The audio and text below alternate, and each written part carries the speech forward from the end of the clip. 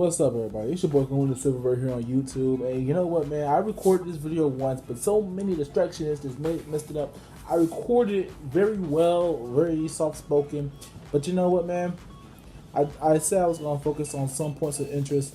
But when I look back at what I was putting together, there was really no point of interest. And so I scrapped the whole thing, even both parts of the video.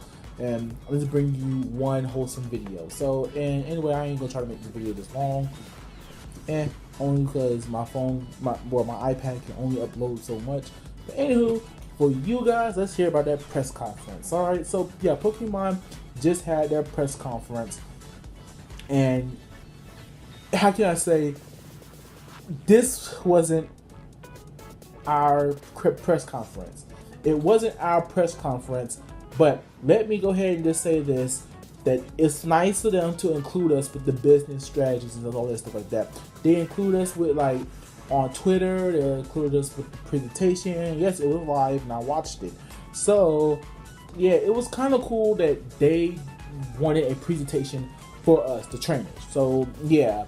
And what they showed, in my opinion, was very meh. Only with, like, 2 or 3 exciting things shown.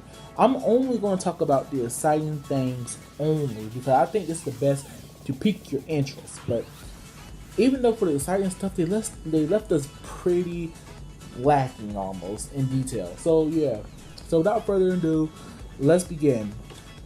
We're going to talk about the fact they're bringing Pokemon Detective Pikachu over to the Switch. The question is it a sequel or a port? They don't know. They haven't told us yet, but they did say continue, so that's what's confusing everybody. Are we going to, like, play the second half of Detective Pikachu, or, like, are we going to just tell the whole story over, just include the second half into the story? Is it a remaster, port, whatever? What is the game actually?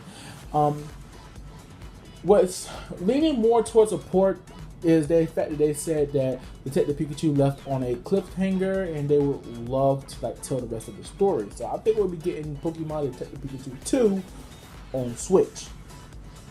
God, I hope so. So that's what I want to believe, but it's whatever. I still wish they would at least show us a trailer or something, or at least announce that, hey, look, we are putting Detective Pikachu on the Switch in addition to this. This will be more clarification, but I'll take what they give me. Another point of interest that I found pretty interesting is the Pokemon Home thing. It's just the fact that, yeah, I can finally bring over my Pokemon from, like, other games like X and Y, Sun and Moon, Go and stuff. It's that one connective device thing. They say it's going to be a cloud-based service. I don't know if it's going to be like $5 a year to do a Pokemon Bank. I don't know how they're really going to set this up. They didn't really disclose it. All they say is just that cloud-based service that you can put your Pokemon in and transfer them to different games. And yes, and let me just go on a little mini rant about this whole thing. They said, not Detective Pikachu, but Let's Go Pikachu is a part of this. But the question is, why? Now, Pokemon Let's Go Pikachu and Eevee only allowed Kanto and Alolan Kantonian Pokemon. It seems kind of pointless for that game to have this kind of service, because basically all you get to do is just put over Alolan Pokemon, Alolan forms in Kanto Pokemon. The question is, are they going to allow Pokemon Let's Go Eevee and Pikachu to use other Pokemon from other regions? If so, that'll be a huge addition to Pokemon Let's Go Pikachu and Eevee, and that'll bring a lot of people back to the game because they can finally use their Pokemon. But this service come out in 2020, and then Pokemon Sword and Shield is going to be released by then. So, without just further explaining why Pokemon Let's Go Pikachu and Eevee. But it might be a one-way thing where you get to transfer all your Pokemon that you trained up in let me not say trained up, but caught up the levels, because you get more experience by catching Pokemon. Yeah, no, shoot myself. But hopefully that, you know, it'll put more use to Pokemon Let's Go Pikachu and Eevee. I hope that people can find themselves to go back to the game. At least let the Pokemon Home give it a reason to go back to these games after Sword and Shield. But anywho, Sword and Shield's they really assured us that the Sword and Shield Direct is coming.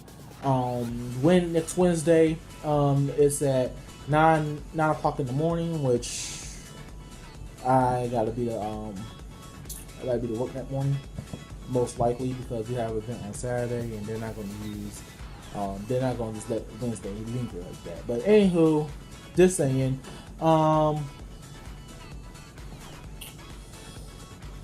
last point of interest is arguably enough, the mobile game Pokemon Masters. Pokemon Masters look like a true taste of the Pokemon battle experience. While Pokemon Let's Go kind of sort of gave you a little bit of the catching experience, they're going to give you the battle experience with this game. And what's the cool thing about it is you get to face all the past trainers from the RPG. So like Red, Brock, Misty, Cynthia, Diane. What's that girl name from? I want to say I'm about to say Diancie. Deanna from Pokemon X and Y. Sun, Moon, those characters from the RPG series. So they allow you to battle with them, and it looked like from like a 3v3 point of view. So that's kind of cool. You know, I might play that. I might actually pick up my smartphone and start playing that for a reason. Because I can tell you now, Mario Kart Tour is not letting me play games on not piquing my interest right now for smartphone games. It's just not.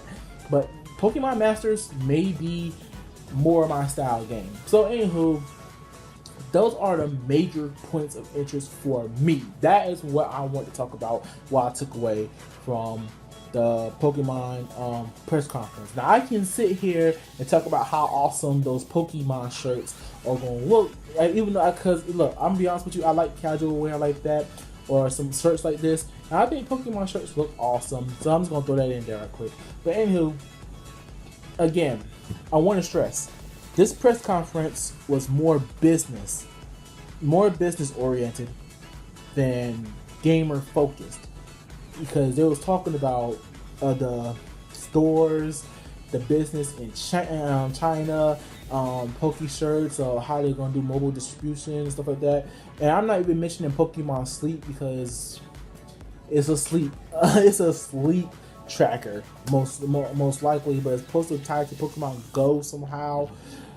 Yeah, they really spent a lot of time on that, and that little device, that little disc, that little Pokeball disc thing that's going to track your sleep. But all in all, the conference, again, is more business than gamer focused. So it's your boy Coincidence signing out. Deuces.